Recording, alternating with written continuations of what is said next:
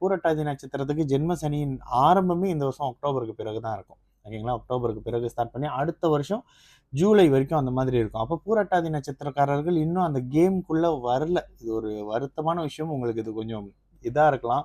But ஆக்சுவலா இதுதான் உண்மை. என்ன நடக்கும் அப்டின்னா, இயல்பா சொல்ற விஷயம் தாங்க. வேலை தொழில் அமைப்புகள இப்போதைக்கு மாற்ற வேணாம். தொழில் ரீதியான அமைப்புகள்ல மிகப்பெரிய ஒரு சங்கட அமைப்புகள் அப்படி இப்படின்ற மாரி இருக்கும்.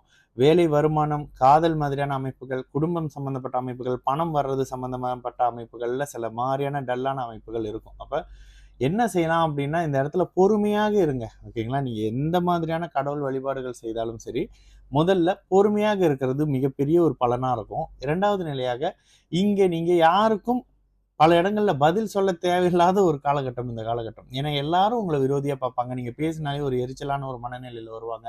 உங்கள மட்டும் டார்கெட் பண்ற மாதிரி இருக்கும். அது உங்கள சுத்தி இருக்கிற நட்பு, உறவு, காதல் அத்தனையும் இப்போ ஒரு மாதிரியான